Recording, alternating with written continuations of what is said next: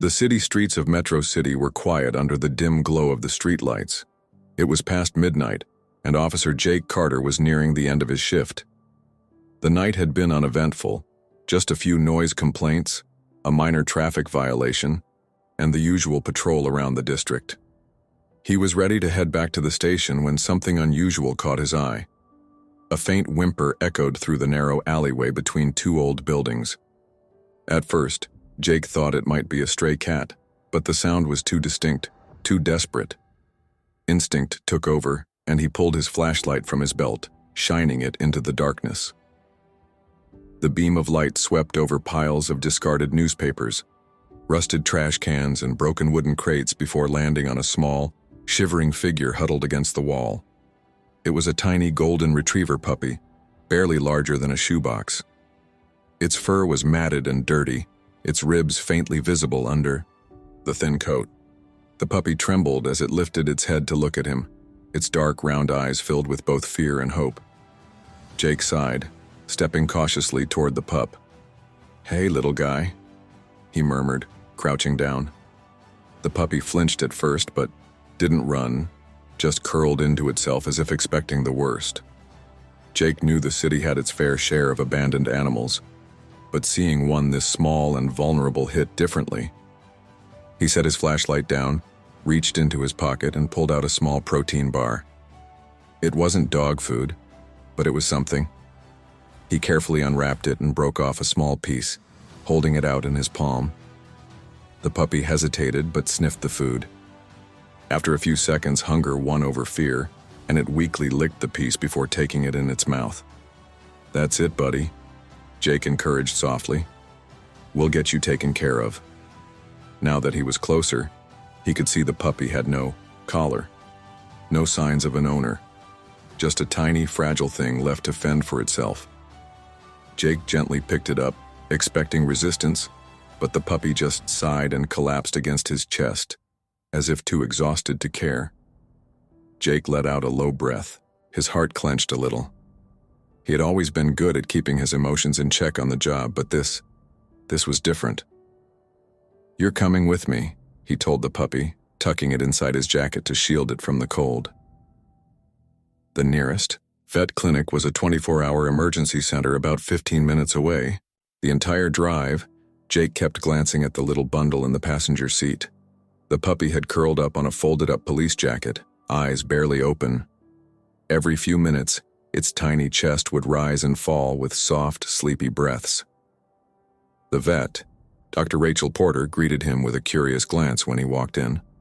"Another stray?" she asked, recognizing him immediately. Jake had brought in a few injured animals before, mostly cats or birds he found during night patrols. "This one's different," Jake replied, placing the puppy gently on the examination table. "Found him alone in an alley. No collar, no signs of an owner." Dr. Porter gave the pup a thorough checkup. She hummed softly as she examined its tiny frame. "He's young, probably around 4 weeks old," she said, gently checking his paws and ears. "A little malnourished, but otherwise healthy. No fractures or wounds. Just scared and exhausted." Jake felt a strange sense of relief at that. "So he'll be okay?" "With the right care, absolutely," she confirmed. "But he's too young to be on his own. He still needs frequent feeding, warmth, and care." Jake ran a hand through his short brown hair. "Any chance he was separated from his mother?" Dr. Porter sighed. "Possible, but more likely abandoned. Sometimes when a runt is born, people don't want the hassle of raising them. It's cruel, but it happens." Jake clenched his jaw. He couldn't fathom how someone could do that. "So, what now?" "Well, he needs a home. I can recommend some local shelters." "I'll take him," Jake said before he even fully processed the thought. Dr. Porter blinked. "Are you sure? Puppies require a lot of attention." Jake looked at the tiny golden ball of fluff. The puppy shifted slightly in his sleep, his little body rising and falling with deep, exhausted breaths. "I'll figure it out," Jake said with a small smile. "For now, he's coming with me." The first night was rough. Jake had set up a makeshift bed for the puppy using an old blanket and a laundry basket. But every time he tried to leave the pup alone, it would whimper softly, its tiny body trembling. Jake sighed, finally giving up. All right, you win." He carefully picked up the puppy and placed him on the couch next to him. The little guy immediately curled against his leg, letting out a content sigh before falling into a deep sleep. Jake shook his head with a quiet chuckle. "You're gonna be trouble, aren't you?" The next morning, he took the puppy outside for the first time. The pup was still wobbly on his tiny legs, but he tried his best to follow Jake around. After a few awkward steps, he flopped down on the grass, seemingly exhausted from the effort. Jake knelt beside him, rubbing the pup's tiny head. "You need a name, don't you?" He thought for a moment. Something strong but fitting for a little fighter. "How about Max?" he suggested. The puppy perked up slightly at the name, tilting his head. Jake chuckled. "Max it is." Over the next few days, Jake began noticing strange things about Max. At first, it was subtle. When they visited the police station, Max would whimper near certain officers, ones who seemed overly stressed or frustrated. Jake didn't think much of it at first, assuming the puppy was just picking up on body language. But then there were the more peculiar moments. One day, Max barked at a suspect sitting in an interrogation room. The man had claimed he was innocent, but Max growled lowly every time he spoke. Lisa Moreno, the lead detective on the case, raised an eyebrow. "Is your pup a lie detector now?" she joked. Jake chuckled, but later that day, new evidence surfaced, proving the suspect had indeed been lying. Then there was the time Max comforted a child who had been brought to the station after getting lost. The little girl had been crying, terrified and alone, but the moment Max was placed in her lap, she calmed instantly. She stroked his fur, whispering to him as if he understood. "You're a special one, aren't you?" Jake murmured to Max that night, scratching behind his ears. Max wagged his tail in response. Little did Jake know, this was only the beginning of Max's incredible journey, and soon the entire city would know the name of their smallest, bravest hero. The morning sun cast long shadows over Metro City as Officer Jake Carter parked his cruiser outside the precinct. He glanced at the passenger seat where Max sat, his small golden retriever body still too tiny to reach the window. His oversized paws rested on the edge of the seat, his floppy ears perked with curiosity as he watched officers moving in and out of the station. Jake reached over, ruffling the pup's fur. "All right, buddy. Let's see how the team feels about you joining the force." Max wagged his tail in response.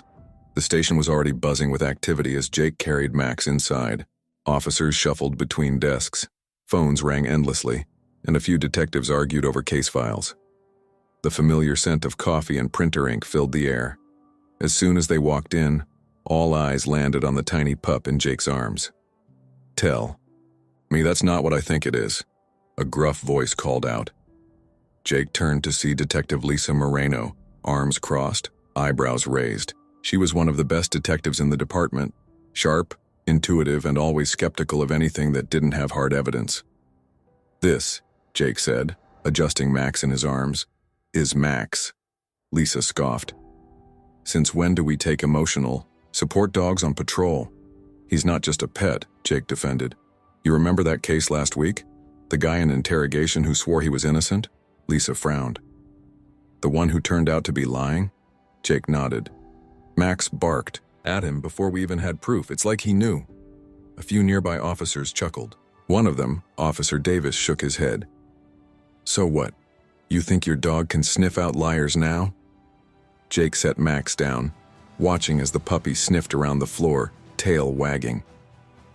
"I don't know what it is yet, but I think Max has a talent."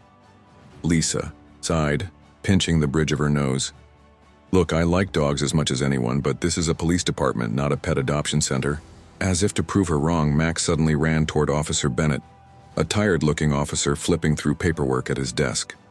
Max whined and pawed at Bennett's leg. The officer barely reacted, just sighed and kept working. Jake walked over. "You good, Bennett?"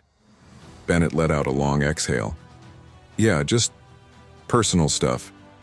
My wife's been in the hospital, and I haven't been sleeping." Lisa watched as Max hopped up, pressing his tiny paws against Bennett's knee and licking his hand. Despite his exhaustion, the officer smiled. "Huh," Lisa muttered. Jake smirked. "Told you." Later that afternoon, the precinct brought in a suspect for questioning. Darren Cole, a man accused of armed robbery. The case was thin.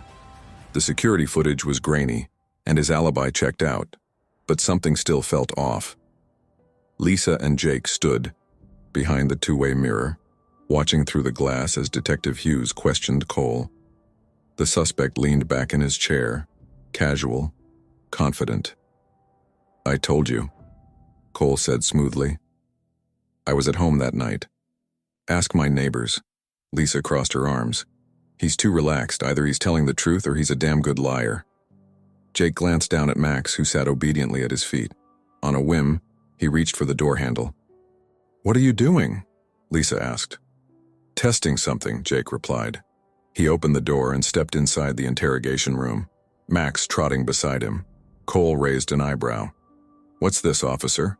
Bringing in the K9 unit already?" Jake pulled out a chair and sat across from him. "Not exactly." Max stood still for a moment, staring up at the suspect. Then, out of nowhere, he let out a low growl. His tiny body tensed, his ears flattened, and his tail stiffened. Cole shifted uncomfortably. "What's his problem?" Max's growl grew, louder. Then he barked, short, sharp, insistent. The energy in the room shifted. Jake leaned forward, his voice calm but firm. "You nervous, Cole?" The suspect forced a laugh. "Of course not. Why would I be?" Max barked again. Lisa, still behind the glass, raised an eyebrow. She watched as Cole's fingers twitched against the table. His confident posture wavered. Jake remained silent, observing. Then he stood, reaching for Max's leash. "All right, guess you're telling the truth." He turned toward the door, pretending to leave. "I didn't mean to hurt anyone," Cole blurted out suddenly. Jake paused. Lisa's eyes widened behind the mirror. Cole exhaled sharply, rubbing his face. "Look, it wasn't supposed to be a real robbery, just a scare job. I didn't think the guy would fight back." Jake exchanged a glance with Lisa, who immediately signaled for the recording officer to note the confession. Max wagged his tail as if satisfied. After Cole's confession, Lisa sat across from Jake in the break room, arms folded. "All right," she admitted. "Maybe there's something to this." Jake smirked. "Told you." Lisa sighed. "But how do we explain this to Chief Harris?" That was the real challenge. Chief Thomas Harris wasn't exactly known for his love of new ideas, especially not ones involving puppies in police work.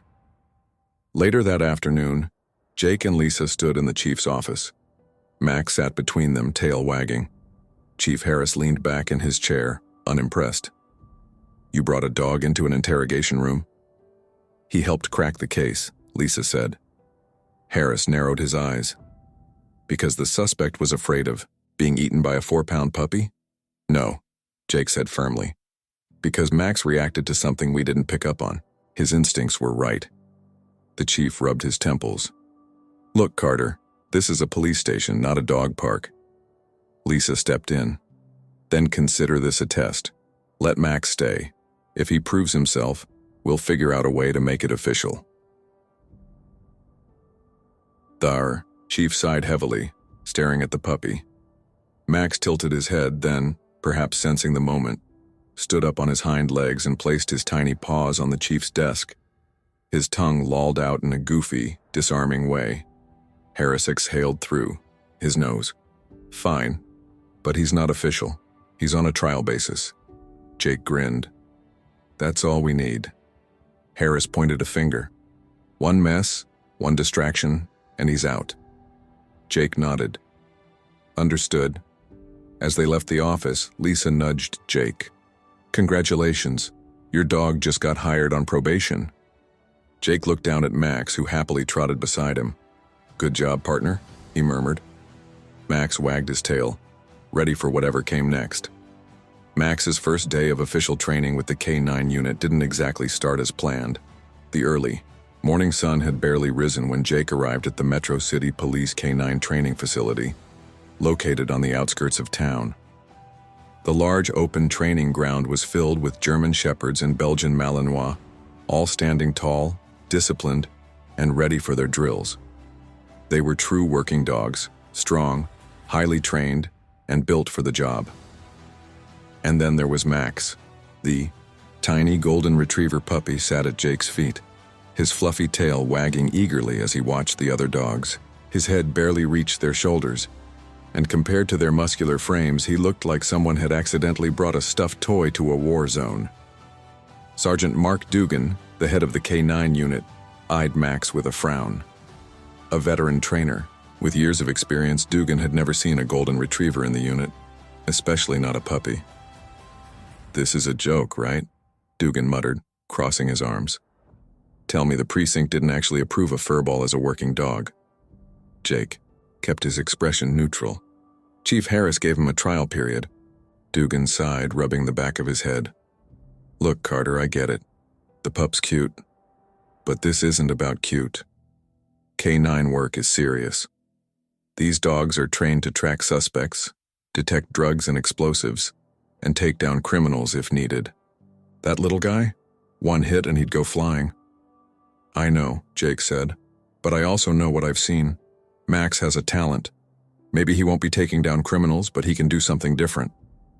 Dugan grunted. "Fine, but don't expect special treatment." He turned toward the other officers and their K9 partners. "All right, listen up. We've got a new recruit joining today. Try not to step on him."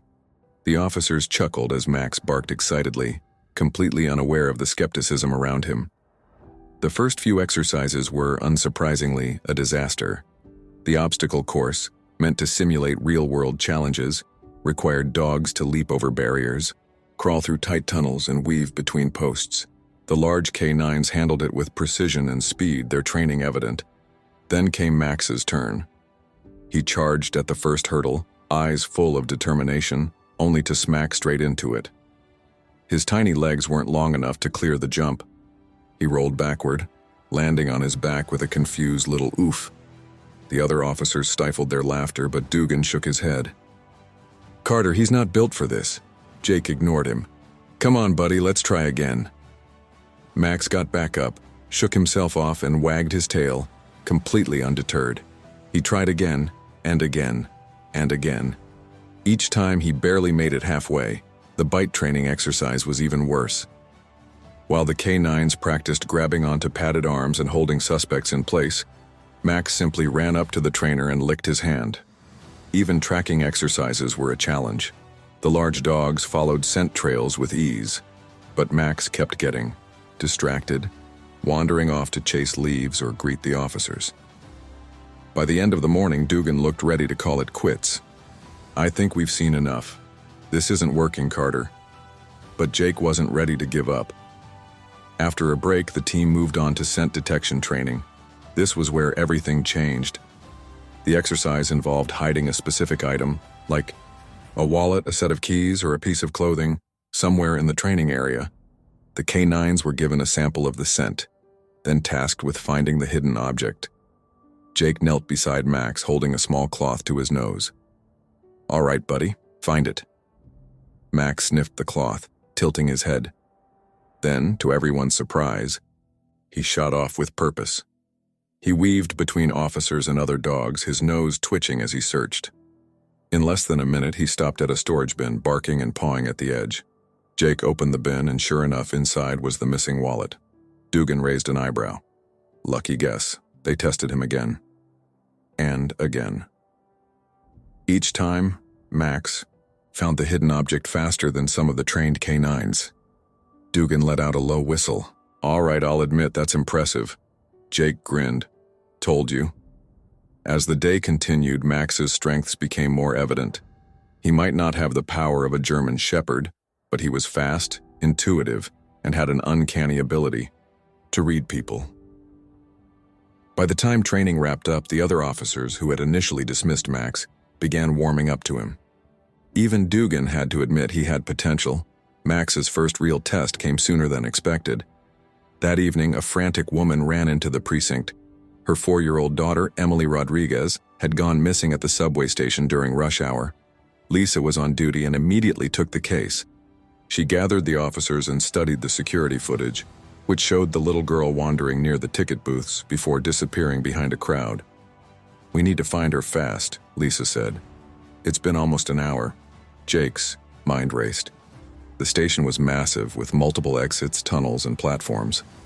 If Emily had wandered into the wrong area, she could be lost for hours, or worse, she could have been taken. Then an idea struck him. "Let's use Max." Lisa hesitated. "Jake, this isn't a test run. A child is missing." "I know. But Max is a tracker. Let's give him something with Emily's scent." The mother, desperate, handed Jake a small pink sweater belonging to Emily. He knelt beside Max, holding it out. "Find her, boy." Max sniffed the sweater, his ears twitching. Then, without hesitation, he took off. Jake and Lisa followed as Max led them through the station. He sniffed around ticket counters, dashed between subway cars, and followed the scent trail up a set of stairs. Then, suddenly, he stopped in front of a maintenance door, barking loudly. Jake tried the handle. Locked. "Metro security," Lisa called, waving down a subway employee. "Open this door now." The worker hesitated before unlocking it. Inside, sitting on the floor in tears, was Emily. The moment she saw Max, she gasped. "Doggy." Lisa crouched beside her. "Sweetheart, are you okay?" The little girl nodded, sniffling. "I got lost. I was scared." Her mother arrived moments later, bursting into tears as she scooped Emily into her arms. "Oh, thank God." Thank you." Lisa turned to Max, who wagged his tail proudly. "Okay," she murmured. "I'm officially impressed." Back at the station, word spread fast. Officers who had once doubted Max now stopped to pet him, ruffling his fur and calling him Metro's littlest hero. Dugan even clapped Jake on the back. "I'll admit it, I was wrong. The pup's got skills." Even Lisa, the last holdout, finally relented. "All right, Carter," she said with a smirk. "Looks like Max has earned his spot." Jake looked down at his furry partner, feeling nothing but pride. "Told you he was special." Across the room, however, Chief Harris stood watching. His arms were folded, his face unreadable. Max had won over most of the precinct, but Harris? That would be a tougher challenge. Metro City had seen its fair share of crime, but whispers of something big were circulating among the officers at the precinct. A notorious gang known as the Shadow Crew was rumored to be planning a high-stakes bank heist, the kind that could shake the city to its core. Led by the elusive Vincent Vex Moreau, the gang had a reputation for being methodical, precise, and most troublingly, untouchable. Every crime they had committed in the past left little evidence behind, and they always seemed to be one step ahead of the law. Lisa Moreno, always skeptical but never dismissive, had spent weeks poring over reports, trying to find a pattern, anything, that could give them a lead. "These guys aren't your typical smash-and-grab idiots," she muttered to Jake one evening at the precinct, tapping her pen against a file. "They plan for months. They study police response times. They have inside help. That's how they've gotten away with everything so far." Jake leaned against her desk, Max curled up at his feet. "You think someone in the department is feeding them intel?" Lisa exhaled sharply. "I don't think, Jake. I know. But I don't know who." Jake glanced down at Max, who yawned, stretching his paws out in front of him. "Well, if there's a rat in the station, Max might be able to sniff him out." Lisa gave him a sideways look. "You really trust him that much?" Jake smirked. "Let's just say he hasn't been wrong yet." While Lisa was chasing down leads on the Shadow Crew, Jake and Max continued handling smaller cases, petty thefts, missing persons, even a few drug busts. One afternoon, Max helped solve a robbery at a local convenience store. The store owner, an elderly man named Mr. Patel, had reported that someone had stolen cash from the register while he was distracted, stocking shelves. There were no security cameras, and there were too many people coming in and out to pinpoint a suspect. Jake arrived with Max, hoping the pup could pick up a scent. Max sniffed around the counter, his nose twitching. Then, suddenly, he let out a short bark and padded toward a customer still shopping. A man in his 30s wearing a brown hoodie. The man tensed as Max stopped at his feet. Jake stepped forward. "Sir, can I talk to you for a second?" The man hesitated before bolting for the door.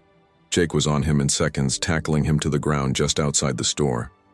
A quick search revealed a wad of cash stuffed into his pockets. Patel's missing money. Max wagged his tail triumphantly, looking up at Jake as if expecting praise. Jake ruffled his fur. "You're getting good at this, partner." It was late one evening when Lisa received a tip from one of her informants, a low-level criminal named Rico Vasquez. Rico had a history of dealing stolen goods, but he occasionally fed the department useful information in exchange for staying out of jail. That night, he had reached out with something big, a possible lead on the Shadow Crew's bank heist. Lisa and Jake met Rico in the back alley behind a rundown bar, Max standing at Jake's side. "I hear things, you know," Rico said, lighting a cigarette. "People talk when they don't think you're listening." Lisa crossed her arms. "And what exactly did you hear?" Rico exhaled a cloud of smoke. "The crew is gearing up for something major. It's gonna go down soon, real soon. They got a guy feeding them police movements, someone on the inside." Lisa narrowed her eyes. "Who?" Rico hesitated. "I don't know exactly, but..." Before he could finish, Max suddenly growled, his body tensing. Jake had seen that reaction before, when Max sensed something wasn't right. Lisa picked up on it too. "What is it, Max?" Max stared directly at Rico, his ears flat against his head. Rico noticed and took a nervous step back. "Yo, what's with the dog?" Jake's eyes darkened. "You tell us." Lisa took a step closer to Rico, her voice sharp. "You're lying." Rico swallowed. "Hard." "No, Max barked sharply, cutting him off. Lisa grabbed Rico by the collar, pushing him against the alley wall. "You knew I'd come running for intel, didn't you? What's the real game here, Rico?" The informant's confidence crumbled. Look, I had to. They knew I was working with you, okay? They made me do it. If I didn't, I was dead." Lisa's grip tightened. "What exactly did they tell you to do?" They told me to feed you fake information," Rico admitted, panic in his voice. "Lead you in the wrong direction. Get you chasing ghosts so you'd be looking the wrong way when they make their move." Jake exhaled, realization hitting him like a punch. If they had taken Rico's tip at face value, they would have been sent after a fake lead, giving the Shadow Crew free rein to carry out their real plan. Lisa let go of Rico, shaking her head. "Damn it." Rico rubbed his neck. "I'm sorry, all right, I didn't have a choice." Max let out a final huff but stopped growling. It was like he knew Rico wasn't a true enemy, just a coward who got caught up in something bigger than himself. Lisa turned to Jake. "Max just saved us from walking into a trap." Jake looked down at his furry partner, a deep sense of pride swelling in his chest. "Yeah, he did." The next morning, Lisa and Jake pored over everything they had on the Shadow Crew. Rico said they have a guy inside the department. Lisa muttered, scanning the files. "If that's true, it explains how they always stay ahead of us." Jake tapped his fingers against the desk. "We need to figure out who it is before the heist happens." Lisa exhaled. Easier said than done. As if sensing their frustration, Max jumped onto Jake's lap, resting his head against Jake's chest. Jake scratched behind his ears. "We'll figure it out, buddy. We always do." Just then, a knock at the door interrupted them. Chief Harris. He stepped inside, arms crossed. His usual skeptical gaze flicked down at Max, then back up at Lisa and Jake. "I heard you stopped our team from walking into an ambush last night," Harris said. Lisa nodded. "Yeah. Turns out the tip we got was a setup." Harris's expression remained unreadable. "And the dog caught it before you did?" Jake smirked. "You could say that." The chief let out a slow breath. "Fine. Maybe the mutt has some use after all." Lisa raised an eyebrow. "Does that mean you're finally on board?" Harris sighed, rubbing his temples. "Let's just say I'm less against it than before." Jake chuckled, giving Max a pat. "That's progress." But as Harris turned to leave, he added one more thing. "Figure out who the mole is. Fast. Because if the Shadow Crew pulls this heist off, it won't just be on them. It'll be on us. The weight of his words settled over the room. Jake looked at Lisa. You thinking what I'm thinking? Lisa's eyes were sharp. We're running out of time. And at their feet, Max let out a low whine, like he knew something big was coming. The streets of Metro City never truly slept, but the financial district was quieter than usual. It was well past midnight, and the towering glass skyscrapers loomed over the empty roads, their reflections shimmering in the puddles left by the evening rain. Officer Jake Carter had been assigned to a routine patrol, but it didn't feel like just another night on the job. Ever since uncovering the false lead planted by Rico Vasquez, he had been on high alert. Somewhere in this city, the Shadow Crew was planning something big, and time was running out. Max trotted beside him on the sidewalk, his tail wagging slightly as he sniffed the air. Unlike most police dogs, Max didn't need a leash. He had a natural instinct to stay close to Jake, always aware of his surroundings. The night had been uneventful, until Max suddenly stopped. His ears perked, body tensing, and his nose twitched rapidly. Jake noticed immediately. What is it, buddy? Max let out a low growl, his gaze fixed on a dimly lit alley between two office buildings. Jake followed his line of sight but saw nothing at first. The alley looked like any other, dark, damp, and littered with discarded trash. But Max didn't move. His muscles were coiled like a spring, his entire posture screaming that something was off. Jake trusted Max's instincts more than his own at this point. Hand resting on his holstered gun, he stepped cautiously into the alley. The air smelled of oil and damp concrete. The city's financial district wasn't exactly known for criminal activity at this hour. Most banks and businesses had state-of-the-art security. So what was Max sensing? Then, he saw it. A faint glow.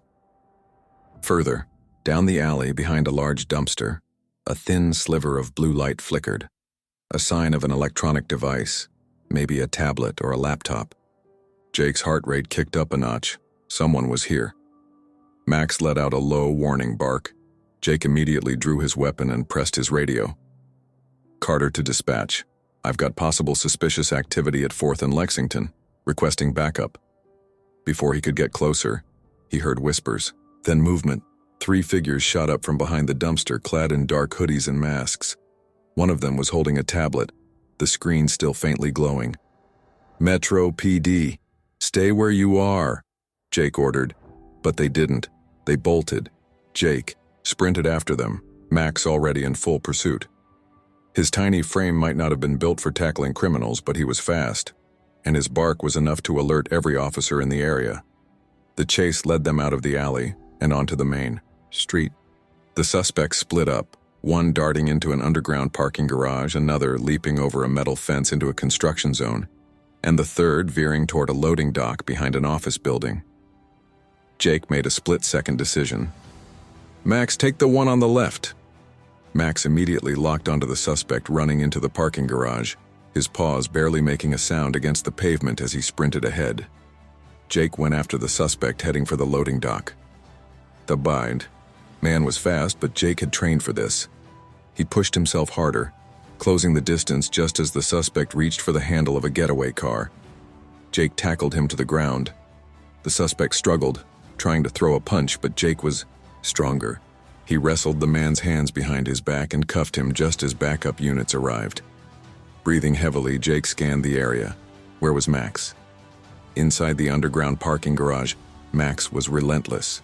The suspect had underestimated him, thinking he could outrun a small dog. But Max wasn't just any dog. He was trained now.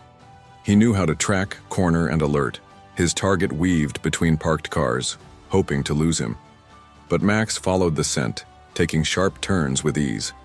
His nails clicked against the concrete as he let out a deep, echoing bark. The suspect hesitated. A mistake. Max lunged, snapping his jaws onto the man's pant leg. "Get off me, you stupid mutt!" the man shouted, kicking wildly. But Max held, firm. The suspect tripped, crashing against the hood of a car. The impact stunned him just long enough for another officer to tackle him from behind. Max finally let go, wagging his tail triumphantly as handcuffs clicked around the suspect's wrists. Back at the precinct, Jake and Lisa interrogated the man Jake had arrested. The other suspect, Max's target, was being questioned in a separate room. The man refused to talk at first, but Lisa had ways of breaking people down. "We know who you work for," she said, leaning across the table. "You were sloppy tonight. You left digital footprints. And that tablet we recovered, I bet it's got exactly what we need to take your whole crew down." The man's jaw tightened.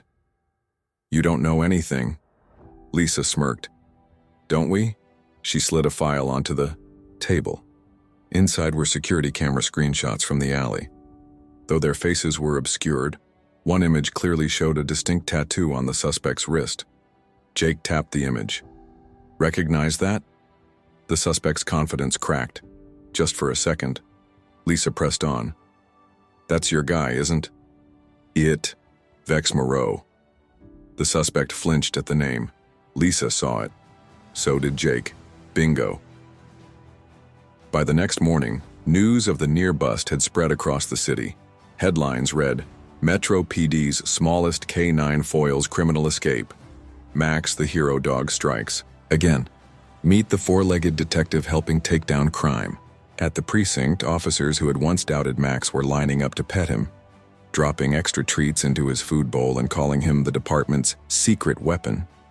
Even Sergeant Mark Dugan from the K9 unit, who had originally dismissed Max, clapped Jake on the back.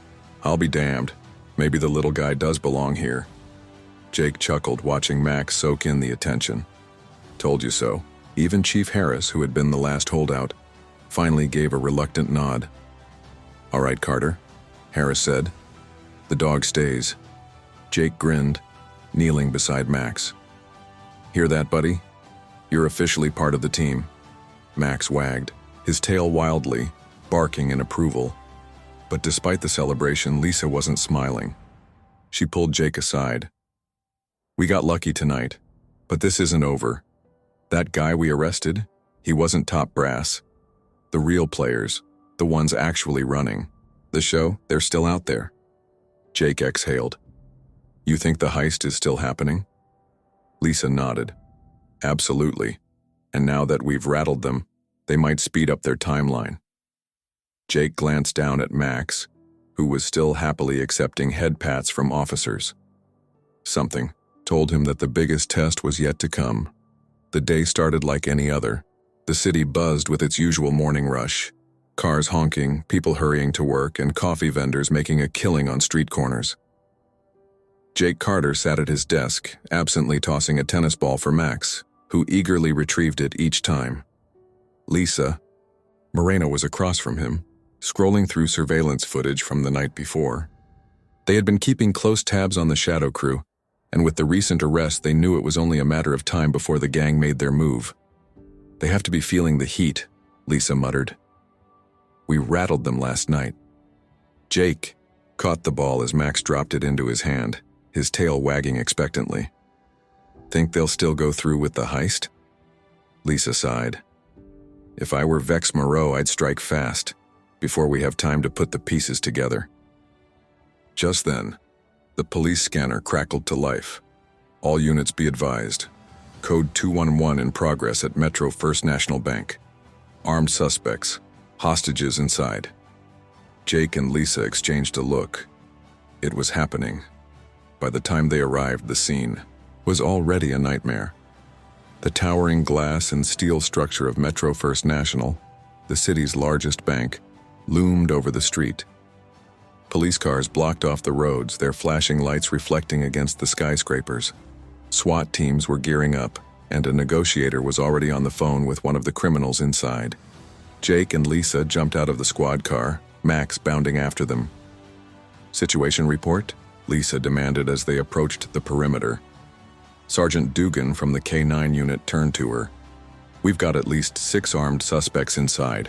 Reports say they're holding employees and customers hostage in the main lobby." Jake scanned the area, adrenaline kicking in. "Do we know if it's Vex Moreau?" Dugan shook his head. "No confirmation yet. But these guys are pros. No demands have been made. No ransom, just pure control. Lisa clenched her jaw. That means they're not here for the cash, they're after something bigger. Just then, Chief Harris arrived, stepping out of an unmarked vehicle.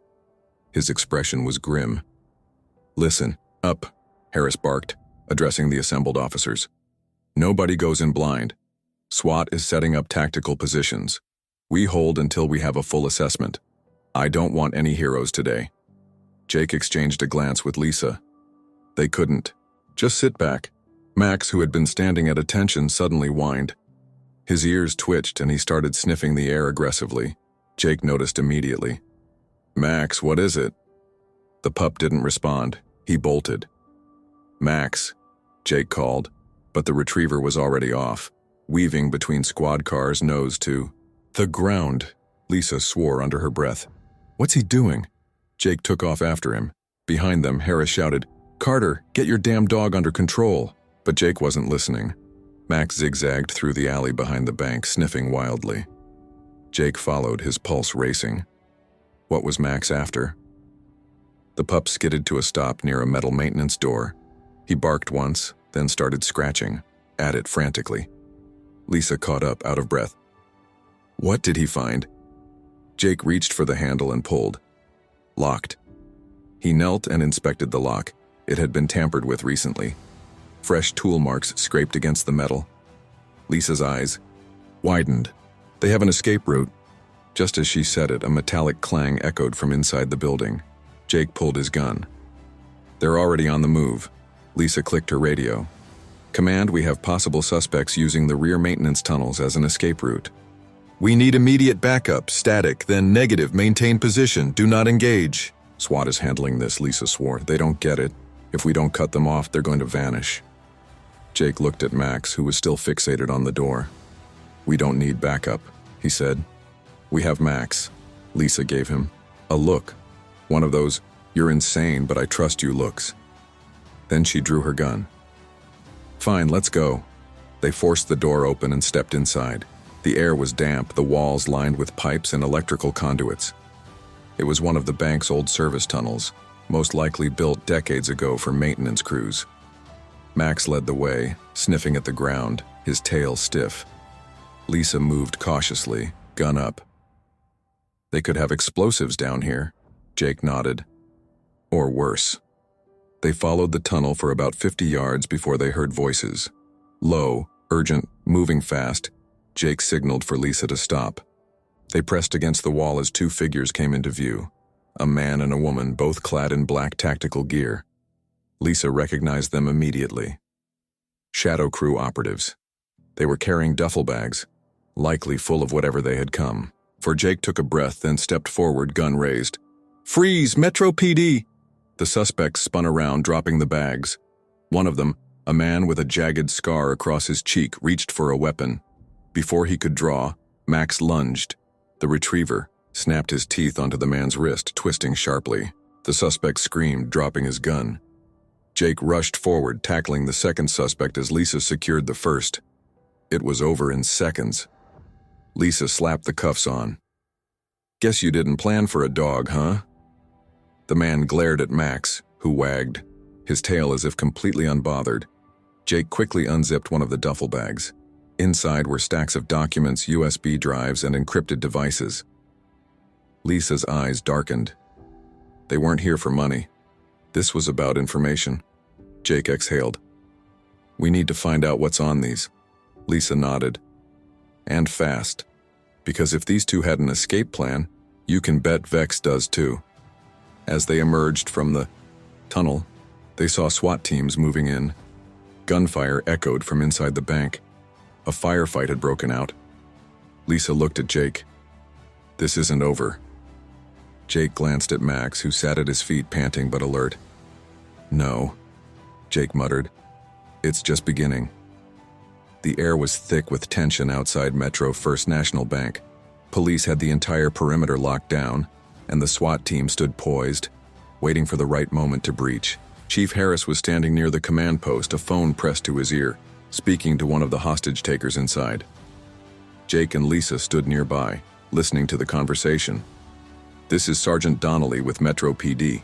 The hostage negotiator said calmly, "We need to work this out. Nobody has to get hurt." A static-filled voice responded over the line. "We'll let the hostages go when we're ready. Nobody tries anything and no one dies." Lisa clenched her jaw. "They're stalling, buying time for something." Jake nodded. "They've got an escape plan. We just don't know what it is." Beside him, Max sat alert, his ears twitching as he sniffed the air. He turned toward the bank, then toward the alley where they had uncovered the underground tunnels earlier. And then, he took off. "Max?" Jake called. Lisa's eyes widened. He's onto something. Without hesitation, Jake bolted after his partner. Max led Jake through the alley again, but this time, instead of stopping at the maintenance door, he sniffed along the ground and turned toward a metal grate. Jake crouched, inspecting the grate. It was old, rusted, but recently moved. There were fresh scrape marks along the concrete as if it had been slid open and shut multiple times. Jake grabbed his radio. "Lisa, I think Max found something, an exit route." Lisa responded immediately. "I'm on my way." Jake pulled at the grate, and with a loud creak it came free. Below was a dark, narrow passage leading deeper into the city's underground sewer system. Max barked once and jumped in. Jake groaned. "Of course." Without a second thought, he followed. The underground tunnel was damp, the air heavy with the scent of mildew and old sewage. Pipes ran along the ceiling, dripping water at intervals, and the faint echo of footsteps reverberated somewhere up ahead. Jake kept low, gun drawn, with Max leading the way. Footprints in the grime-covered floor told them everything they needed to know. The shadow crew was already on the move. Lisa caught up a minute later, her flashlight slicing through the darkness. "Tell me this isn't what I think it is."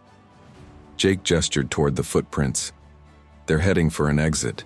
Max suddenly stopped, his body rigid. A noise echoed ahead, metal scraping against concrete. Lisa and Jake exchanged a look. They were close. Carefully, they advanced, moving silently through the tunnel until they reached a dimly lit intersection. The tunnel split in two directions. Max sniffed the air, then veered left. Jake and Lisa followed, pressing against the damp walls as voices became clearer. "We need to move now," a voice whispered urgently. "Relax," another voice answered. "They don't know we're down here." Jake peeked around the corner. 3 men in black tactical gear were pulling bags through an open sewer grate. Lisa whispered, "That's the rest of the crew. They're ditching the hostages and running." Jake tightened his grip on his weapon. "We can't let them." Before they could act, Max let out a deep, guttural growl. The gang members froze. "What the?" Max launched forward. The nearest thug barely had time to react before Max clamped his jaws onto his wrist, forcing him to drop the bag he was carrying. "Son of a, get this dog off me." Jake and Lisa moved in fast. "Metro PD, hands where we can see them." The criminals hesitated for half a second, then bolted. One of them, a tall man with a scar along his jawline, grabbed a gun from his waistband. Lisa fired first. A single shot struck his arm, making him cry out as his weapon clattered to the ground. The other two thugs didn't even try to fight. They dropped to their knees, hands raised. Max let go of his target, standing between him and Jake, teeth bared, just in case the man tried anything else. Lisa secured the last set of handcuffs, while Jake called it in. "Command, we have 3 suspects in custody. Looks like they were using the sewer tunnels for their escape." Static. Then, "Good work. SWAT just secured the hostages. They're clearing the bank now." Lisa exhaled in relief. "It's over." Jake glanced at Max. "Not yet." Because something still wasn't sitting right. As they emerged from the tunnels and returned to the bank, Jake immediately noticed one of the supposed hostages standing near the SWAT team, a tall, clean-cut man in a business suit. Too calm, too composed. Max's ears perked up, his tail stiffened. He growled. Lisa noticed too. "Jake," she murmured. Jake studied the man carefully.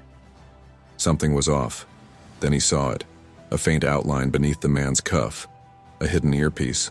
Jake's stomach dropped. The leader had never been among the robbers. He had been hiding among the hostages the entire time. Lisa saw it too. They moved as one. "Metro PD!" Lisa shouted. "Hands where we can see them." The man froze. But then with lightning speed he reached for something inside his jacket. Max was faster.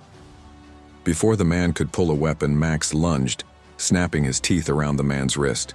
He yelped in pain, dropping the hidden firearm as Jake and Lisa tackled him to the ground. "Nice try," Lisa muttered as she cuffed him. Jake picked up the man's gun and examined it. Silencer. He was waiting for the perfect moment to kill someone and slip away. Lisa shook her head. If it weren't for Max. Jake knelt beside his partner, scratching behind his ears. "You saved the day again, buddy." Max wagged his tail, as if he had known it all along. Behind them, Chief Harris approached, arms crossed. He looked from the handcuffed ringleader to the tunnel entrance, then, finally, to Max. After a long pause, he muttered, "Damn dog might just be useful." After all, Jake grinned. "Told you," Lisa smirked. "I think we owe him a steak." Max barked in agreement. The night air was thick with tension as flashing red and blue lights painted the streets outside Metro First National Bank. Officers moved quickly to secure the scene, ushering shaken hostages toward waiting ambulances, while SWAT teams cleared the building.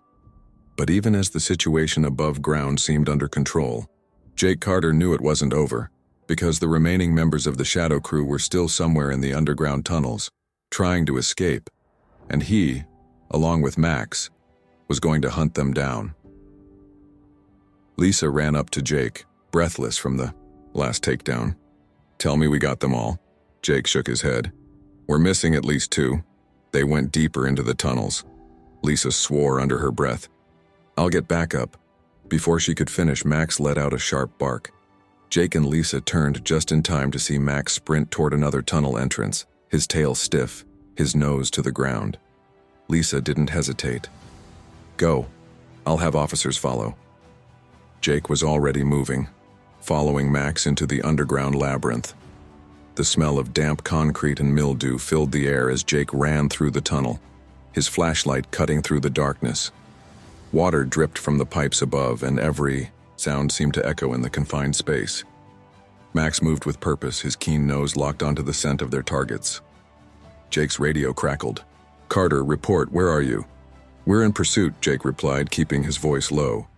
"Max is tracking them." Static. Then, Lisa's voice. "Be careful. SWAT is setting up at the tunnel exits." "Copy that." Max suddenly stopped. His body went rigid, ears perked. Jake listened. Footsteps. Running. Fast. Jake pressed himself against the wall, his heart pounding. He signaled for Max to stay low as he slowly peeked around the next corner. 2 figures. Dressed in black, carrying duffel bags. The last of the Shadow Crew. They were moving fast, taking turns without hesitation. They knew this tunnel system. Jake's stomach tightened. They had planned for this. He whispered, "Max, let's cut them off." Max's tail flicked as if he understood perfectly, and then they were on the move. Instead of following the criminals directly, Jake let Max guide him through a side tunnel. The small retriever stopped at every intersection, sniffing the air, recalculating their route. He wasn't just tracking them, he was outsmarting them. Jake realized what Max was doing. "They're heading for an exit," he murmured. "You're cutting them off, aren't you?" Max wagged his tail once but remained focused, leading Jake through the dark corridors. Then, Max stopped. A few feet ahead, the tunnel forked. Jake could hear the criminals now, their heavy breathing bouncing off the walls. They were close. Max tilted his head, calculating. Then he bolted left. Jake didn't question it. He followed. They ran down a narrow passage, then up a short flight of old service stairs. At the top was a locked maintenance door. Jake frowned. "Max, we're—" Then he heard it. Footsteps, directly on the other side. Jake's heart pounded. The criminals were about to walk right into them. Max turned his head, looking up at Jake expectantly. Jake grinned. "You genius." He raised his gun, took a deep breath, and kicked the door open. The two criminals stumbled back in shock as the door slammed open before them. Their escape route was now a dead end. Jake stepped forward, gun raised. "It's over. Drop the bags, hands where I can see them." One of the men, tall, wiry, with a scar over his eyebrow, took a step back. "You're bluffing. There's no way you found us this fast." Jake smirked. "I didn't." He motioned toward Max. He did. Max let out a low growl, baring his teeth.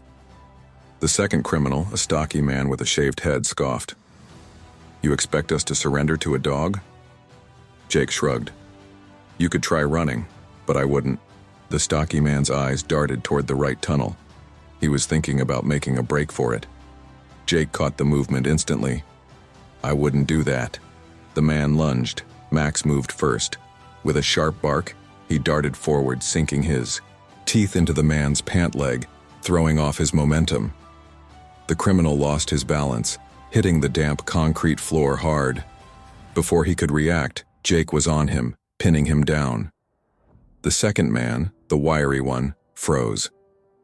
He looked from his fallen partner to Max, who was still growling, standing his ground. Then, he slowly raised his hands. Jake cuffed them both, breathing hard. His radio crackled. Lisa's voice. "Carter, report." Jake pressed the button. "We got them." A pause. Then, "Told you Max was a good bet." Jake grinned, glancing at his partner. "Yeah, he's the best." By the time they returned to the bank, the rest of the team had secured the area. Officers were processing evidence, and the SWAT team had finished sweeping the building. Chief Harris stood near the command post, arms crossed as he listened to the reports. When he saw Jake and Max approach, he narrowed his eyes. "You ran off into a tunnel system without backup?" Jake shrugged. "Technically, I had backup."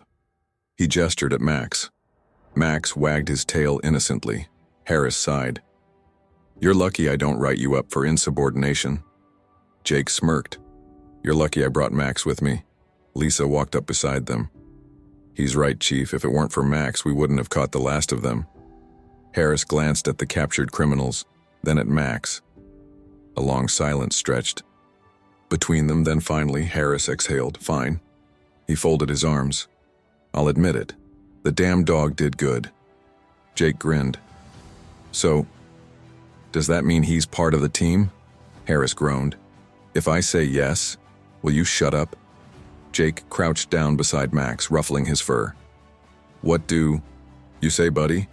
You up for being an official police dog?" Max barked happily, tail wagging.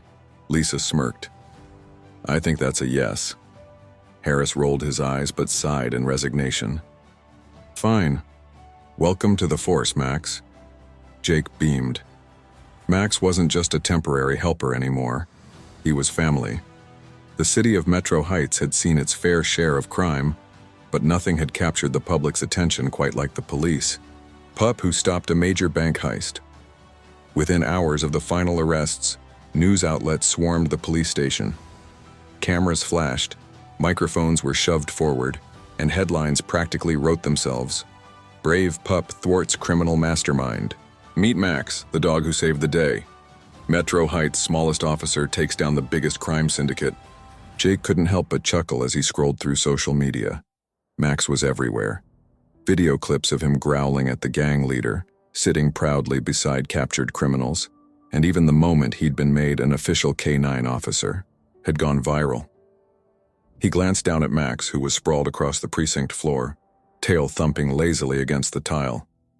He was completely oblivious to his newfound celebrity status. Lisa walked over and leaned against Jake's desk. "So, how does it feel to be partners with the most famous dog in the city?" Jake smirked. "Honestly, I don't think he even cares. Look at him. He's just happy to be here." Lisa grinned. "That's what makes him special." Max lifted, his head at the sound of Lisa's voice, his ears perking up. He barked once happily. Lisa reached down and scratched behind his ears. "Enjoy the peace while you can, buddy. Something tells me your schedule is about to get a lot busier." Jake sighed. "Don't remind me. The mayor's office called this morning. They want to do an official ceremony." Lisa chuckled. "You? Mean the one where Max gets his own badge? Jake nodded. Yep. Chief Harris is already grumbling about the whole thing. Lisa laughed. Well, he better get used to it. Max is a local hero now. By the time afternoon rolled around, the police station was packed with reporters, officers, and city officials. A podium had been set up in the main lobby, where Chief Harris stood looking as grumpy as ever.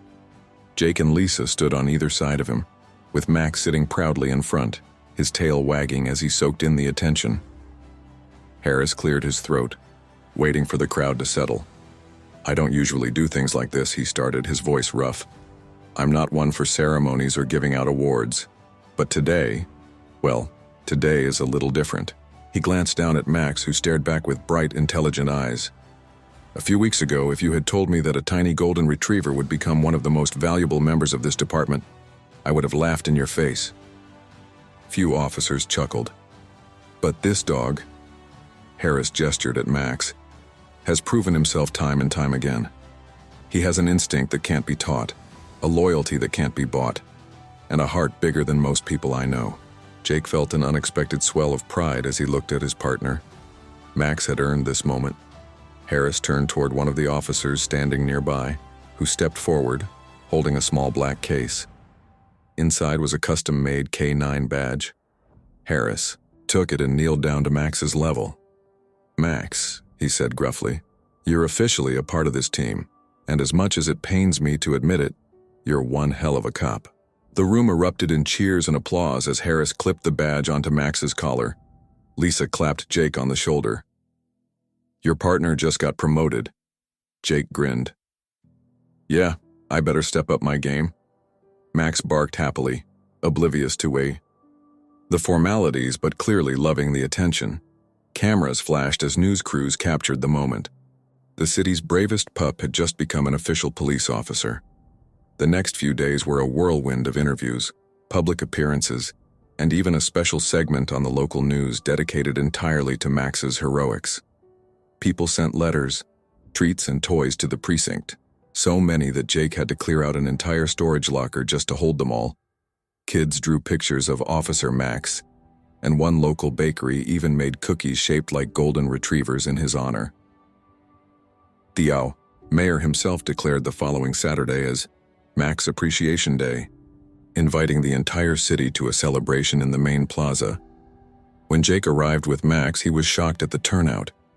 Hundreds of people gathered, many holding signs that said things like "Thank you, Max" and "Best Cop in Town." Lisa whistled. I think he's officially more popular than we are. Jake shook his head. I don't even think he knows what all the fuss is about. Sure enough, Max was just wagging his tail, happy as ever. When the mayor handed Max an oversized key to the city, Jake had to hold back a laugh.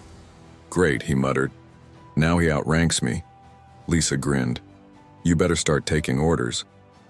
Later that night, after all the celebrations, Jake sat on the couch in his apartment, watching as Max happily chewed on a brand new squeaky toy.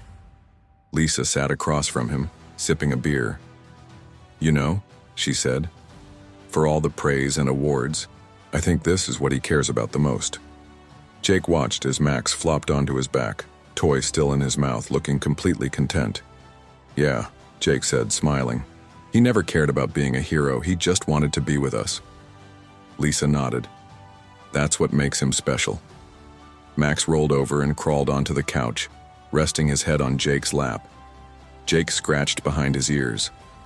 You're a good boy, Max. Max wagged his tail, completely unaware of how big of a hero he had become. The celebrations had ended, the applause had faded, and the news coverage had finally moved on to other stories. But for Officer Jake Carter and Max, the job never stopped. It was just another evening in Metro Heights, the sun dipping below the skyline, casting long shadows over the streets. The city was alive as usual. Car horns blared, pedestrians bustled along the sidewalks, and the distant sound of sirens echoed in the air.